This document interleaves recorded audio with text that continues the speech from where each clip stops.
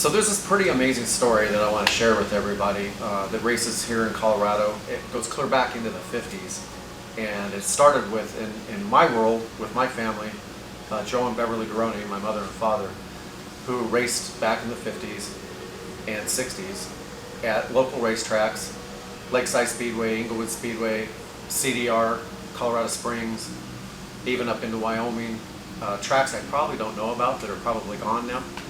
But the primary number that they carried throughout their careers was the number 120. And in particular at Lakeside Speedway, that number became special to me. At age 3 years old, they quit racing. And I have a faint memory of seeing the car on the track. At least I either made it up or I actually saw it. My family seemed to think I actually could remember seeing the car on the track. So you fast forward just about 15 years, and I, as growing up, wanted to build a race car and get involved in racing. Really wanted to get into road racing and pursue IndyCar style racing. But the ease of getting into stock car racing was real attractive on people with a low budget. That led me to building my first race car with my dad, and at 19 years old, take it to Inglewood Speedway.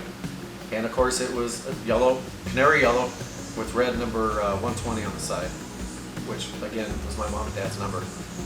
I proceeded to race for about 11 years on the local tracks. I raced a couple races down in the Springs, Colorado Springs. I took a dirt car down there, and it was a fish out of water because the car looked like a dirt car. And here I am all of a sudden with guys like Donnie Wilson and just some of the great race car drivers that competed in asphalt over the years.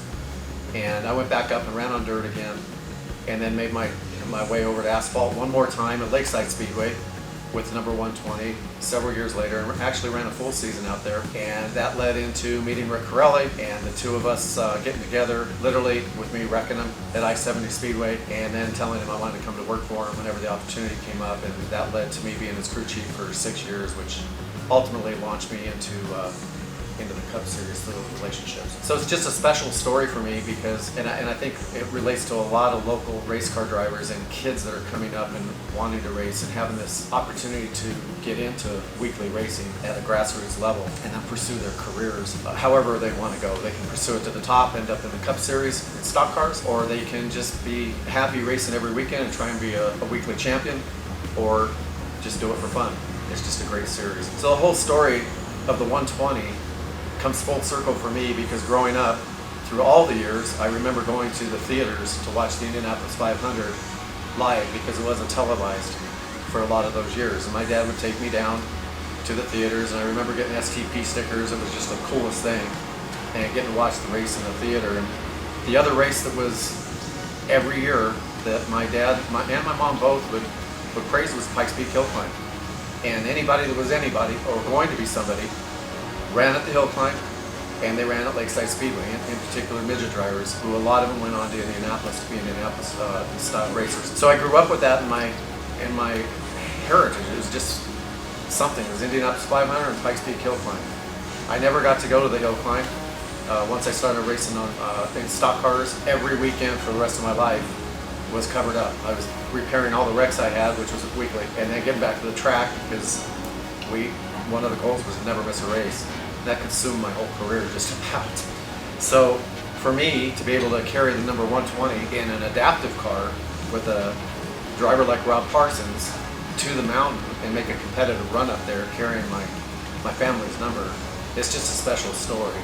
And it complements the whole story about how weekly racing can drive crew members, drivers, all kinds of people into different areas of motorsport. And I just would never have thought that this number would be racing in one of our cars at Pikes Peak Hill Climb, and here it is happening. So it's a terrific story. In my world, coming up as I did as a child, learning about racing, growing up in a garage, building my own cars, I can't help but be grateful to all the people that I had run into along the years that really helped carry and teach me the things I needed to be able to advance my career. And I made it all the way up into the Cup Series, and as a president of Furniture Row Racing, was able to assemble a team that was great enough to win the championship out of the NASCAR Cup Championship out of Denver, Colorado, when we brought the NASCAR Championship trophy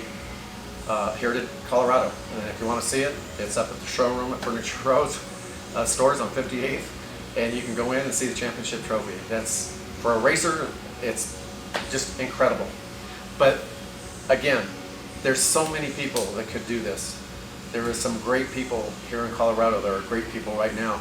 And it's just, there's different levels of where people want to go with their careers, but the basic foundation can be learned on weekly racing. It's family oriented. It gives you all the tools you need to carry to whatever level of racing you want.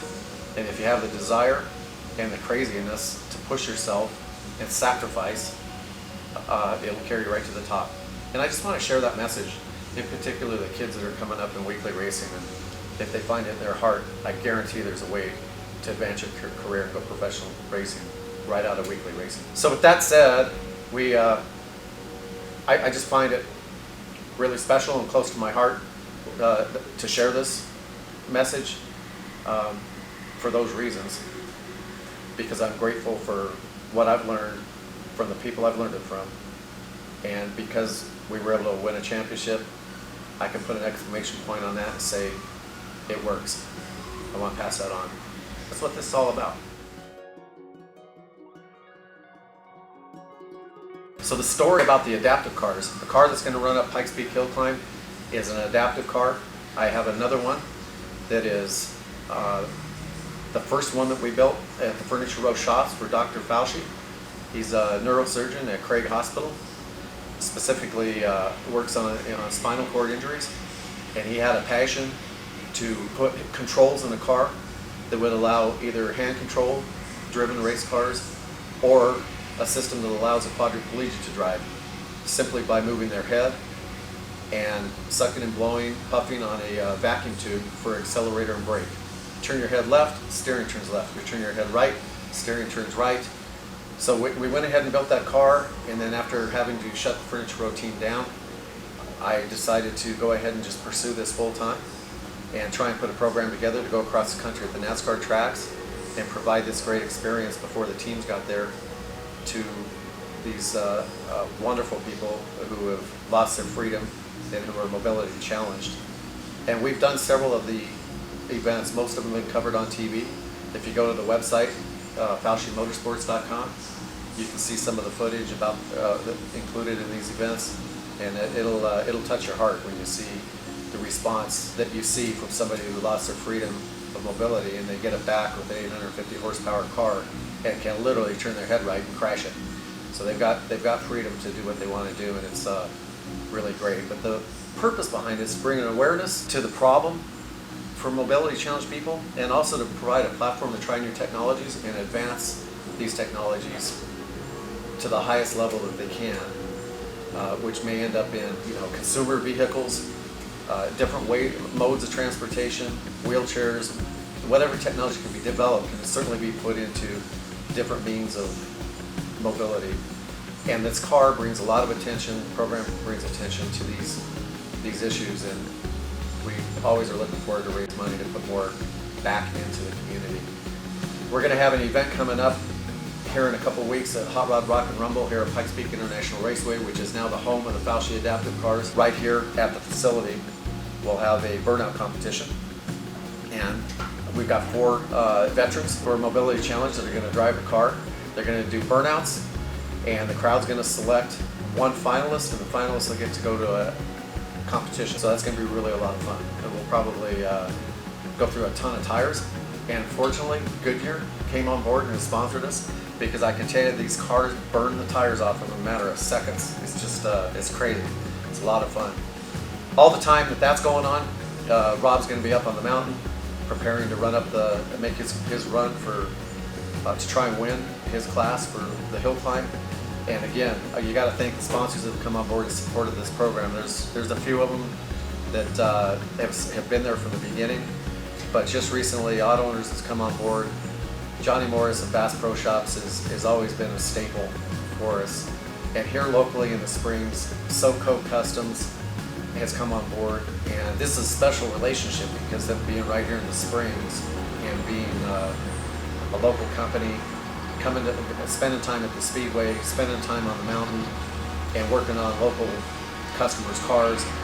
It just is a time, and it speaks to the leadership that the team there has to be able to get behind a program like these mobility cars, adaptive cars. And I can't say enough. So you go visit these guys, spend some money with them. They're terrific people. If you're going to lift a truck, slam a truck, put a stereo in a car, I don't care what you do, go see them. They're your people. Support the people, support them.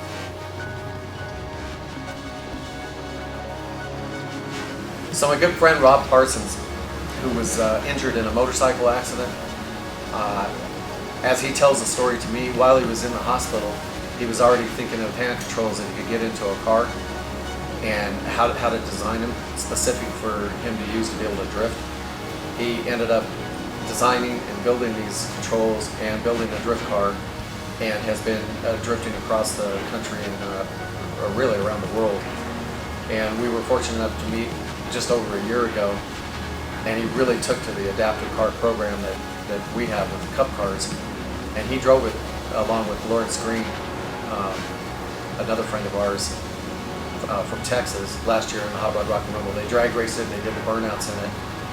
But Rob is back. Rob is going to make this competitive run for us up the mountain, and this is a competitive run. It's not an exhibition. We fitted it with a sequential transmission to where he can shift and use his hand controls for acceleration and brake.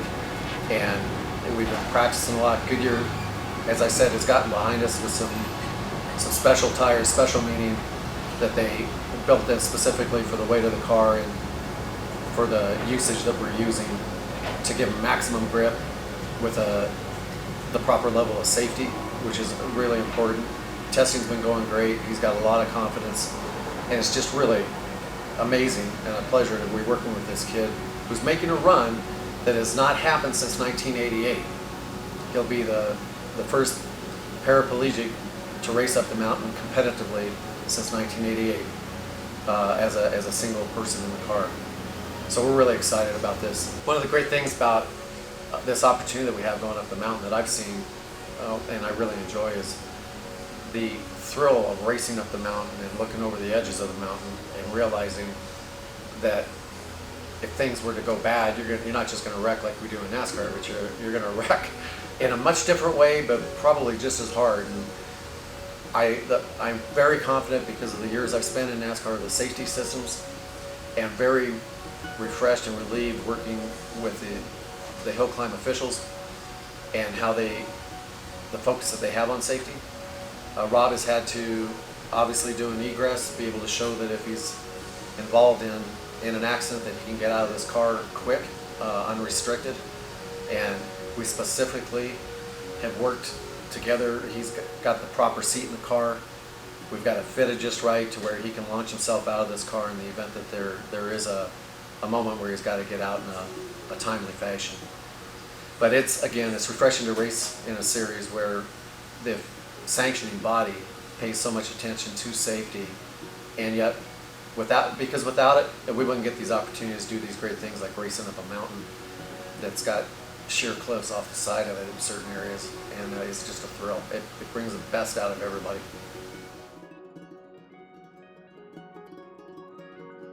Another amazing thing about building these adaptive cars was we were racing for the championship when we built the first one.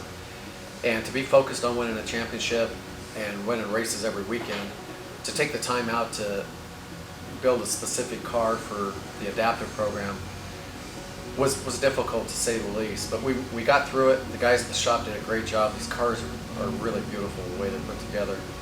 And what's really interesting is years ago I got to come down here when we started furniture road racing with Jerry Robertson. We came down and we ran a race down here with the now Xfinity series. Back then it was the Busch series.